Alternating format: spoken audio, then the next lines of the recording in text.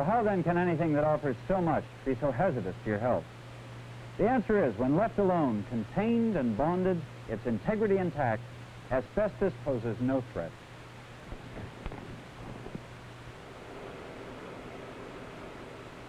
It is only when asbestos is exposed, ripped out, and broken up into small inhalable fibers that the hazard begins. If asbestos fibers are allowed to become airborne, air currents can move and spread them about the work area. Unprotected workers without proper air purifying respirators can inhale these fibers into their respiratory systems. While many inhaled fibers are trapped in the nose and throat, others make their way deep into the lungs. Many of the microscopic fibers entering the lungs make their way into the alveoli. The presence of these fibers affects the alveolar membrane. Over a period of time, scar tissue builds, causing the wall to thicken. Eventually, the ability of the affected alveoli to transfer oxygen and carbon dioxide through the wall is decreased or stopped altogether. If sufficient fibers are inhaled over a long period of time, the affected person's ability to breathe will begin to decrease.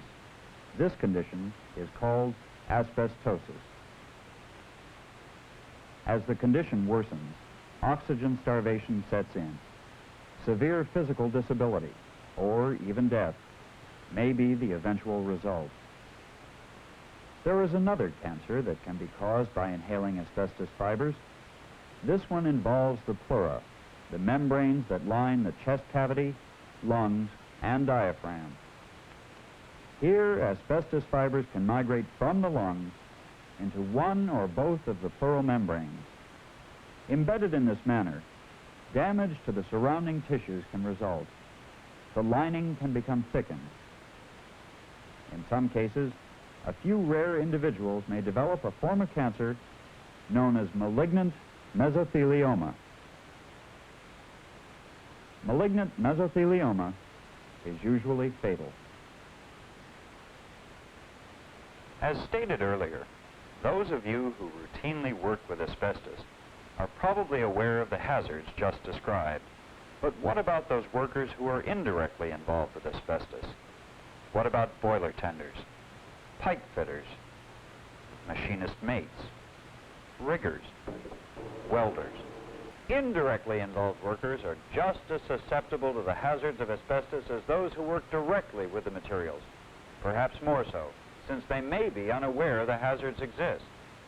These workers must be made aware that the possibility of asbestos exposure at their job site does indeed exist, and that they should take all precautions necessary to protect themselves from it.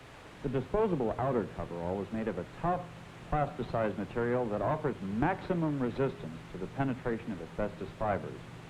For the feet, shoe covers made of heavy plastic with slip-resistant soles will be used, or a pair of lightweight rubber boots will also offer suitable protection.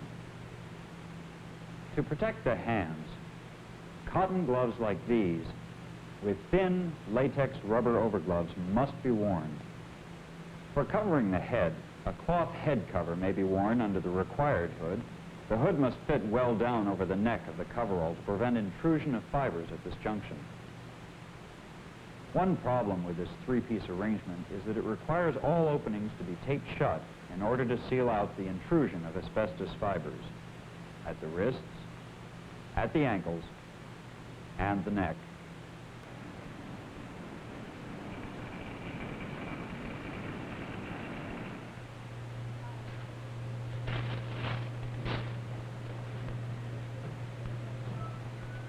The protective equipment is available, and the procedures for its use have been tested and approved.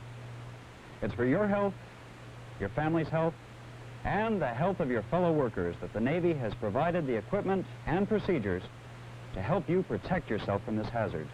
It's up to you to use them properly.